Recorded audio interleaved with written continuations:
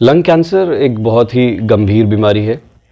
जैसे ही कभी हम किसी मरीज़ को बताते हैं कि उनको लंग कैंसर है, तो मरीज़ और उनके जो रिलेटिव्स होते हैं उनमें एक निराशा बैठ जाती है कि अब इस बीमारी का कोई इलाज पॉसिबल नहीं है।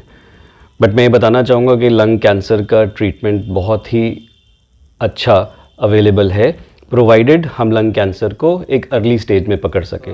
लंग कैंसर लंग टिश्यू के अंदर होने वाला कैंसर होता है। इसके जो साइन्स एंड सिम्टम्स कॉमन होते हैं उसमें सबसे इम्पॉर्टेंट होता है परसिस्टेंट खांसी। यानी अगर किसी भी मरीज़ को 2-3 हफ्ते से ज़्यादा लगातार खांसी बनी रहे, जो कि दवाइयाँ लेने के बाद भी सेटल नहीं हो रही, तो ये एक लक्षण हो सकता है लंग कैंसर का, और उसे डेफिनेटली अपने पास के चेस्ट फिजिशियन से जाके कंसल्ट करना चाहिए और अपनी जांच करानी चाहिए। दूसरा इम्पॉर्टेंट लक्षण होता है मुंह से खून आना। मुंह से खून आना हमेशा एक ख़राब लक्षण होता है। जब हम खांसी करते हैं और साथ में अगर ब्लड आए तो हमें उसे इग्नोर नहीं करना चाहिए। ये एक बहुत अर्ली साइन हो सकता है कि एक छोटा सा लंग कैंसर या एडिनोमा लंग के अंदर बनना शुरू हो गया है। तीसरा जो सिम्टम होता है वो होता है होर्सनेस ऑफ वॉइस, यानी आवाज़ का भारी हो जाना। जब लंग कैंसर हमारी आवाज़ निकालने वाली जो नर्व होती है उसके आसपास कहीं ग्रो कर रहा होता है और जब उस पर प्रेशर डालता है तो अक्सर एकदम से मरीज़ों की आवाज़ बदल जाती है। आपकी आवाज़ नॉर्मल से भारी की तरफ जाने लगती है, और ये एक सिम्टम है जिसको इग्नोर नहीं करना चाहिए और हमें सलाह लेनी चाहिए। इसके अलावा वेट लॉस होना बिना किसी रीज़न के, अगर आप डाइटिंग कर रहे हैं और एक्सरसाइज कर रहे हो तो वेट लॉस हो रहा है तो वो समझ में आता है, बट अगर बिना किसी रीज़न के आपका वेट लॉस होना शुरू हो जाता है तो इंडिकेट करता है कि बॉडी में कुछ गड़बड़ी चल रही है। अक्सर ये गड़बड़ी देखी गई है डिफरेंट कैंसर्स में होती है, और लंग कैंसर क्योंकि इंडिया में और दुनिया में कैंसर्स का ऑलमोस्ट नंबर 1 कॉज है, तो हमें हमेशा इसको अपने दिमाग में रखना चाहिए और अनएक्सपेक्टेड वेट लॉस को निगलेक्ट नहीं करना चाहिए।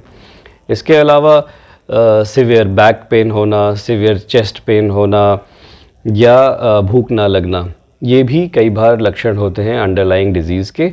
ऐसे कोई भी सिम्टम्स आते हैं तो एक बेसिक चेस्ट एक्सरे से डॉक्टर को एक रफ़ आइडिया लग सकता है कि चेस्ट में कुछ गड़बड़ी चल रही है या नहीं चल रही है।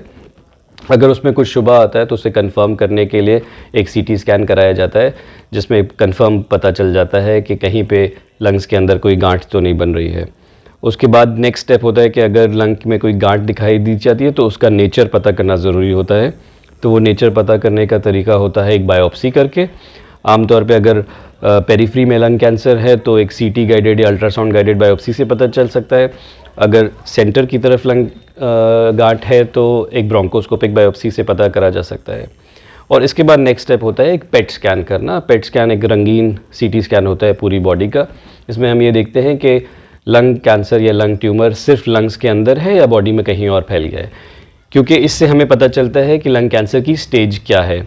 स्टेज 1 में लंग कैंसर सिर्फ लंग के अंदर होता है। स्टेज 2 में लंग कैंसर लंग के बाहर जो लिम्फ नोड्स होते हैं, रीजनल लिम्फ नोड्स, उनमें जाता है। स्टेज 3 में दूसरे लंग में या एक लंग के अंदर मल्टीपल नोड्यूल्स या लंग के आसपास के स्ट्रक्चर्स में ट्यूमर घुसने लगता है। और स्टेज 4 का मतलब होता है कि कैंसर लंग से निकल के डिफरेंट बॉडी पार्ट्स में जा चुका है, जैसे कि बोन, लिवर, एड्रिनल्स या ब्रेन। स्टेज 1 और स्टेज 2 जो लंग कैंसर होता है उसका कंप्लीट इलाज सर्जरी के द्वारा किया जा सकता है। सर्जरी में लंग में जिस भी जगह पे कैंसर होता है उसको सर्जरी के ज़रिए निकाल सकते हैं। ये सर्जरी अब ज़रूरी नहीं है कि बड़ा चीरा लगा के की जाए, इसको हम दूरबीन के द्वारा भी कर सकते हैं, जिसको हम वीडियो असिस्टेड थोरैकोस्कोपिक सर्जरी या रोबोटिक सर्जरी के ज़रिए कर सकते हैं। स्टेज 3 के बहुत ही अर्ली केसेस एक सबसेट ऑफ पेशेंट्स में सर्जरी की जा सकती है। Otherwise majority of patient stage 3 और स्टेज 4 के कीमोथेरेपी की तरफ ही जाते हैं। आजकल एक नई फॉर्म ऑफ थेरेपी जो अवेलेबल है उसको हम बोलते हैं टारगेटेड थेरेपी। जब भी लंग कैंसर के बारे में पता चलता है तो हम उसमें कुछ जीन म्यूटेशंस को चेक करते हैं, जैसे EGFR, ALK, ROS, और अगर इनमें से कोई म्यूटेशन पॉजिटिव आती है तो उससे जुड़ी हुई एक टारगेटेड थेरेपी दे सकते हैं, जिसमें कई बार टैबलेट फॉर्म से ट्रीटमेंट हो जाता है और हॉस्पिटल में भर्ती होकर कीमोथेरेपी नहीं लेनी पड़ती। तो टारगेटेड थेरेपी एक बहुत प्रॉमिसिंग एरिना है लंग कैंसर के ट्रीटमेंट में। इसके अलावा इम्यूनोथेरेपी भी एक नई मोडालिटी है लंग कैंसर के पेशेंट्स को ट्रीट करने के लिए। तो मैं ये कहना चाहूँगा कि लंग कैंसर का जो डायग्नोसिस है वो एक मौत का फरमान नहीं है, और अगर हम इसको टाइमली डिटेक्ट कर सकते हैं तो लंग कैंसर से पेशेंट को कम्प्लीटली क्योर कर सकते हैं, और जिस भी स्टेज में लंग कैंसर डिटेक्ट हो उसका मुकम्मल इलाज लेना बहुत ज़्यादा ज़रूरी है।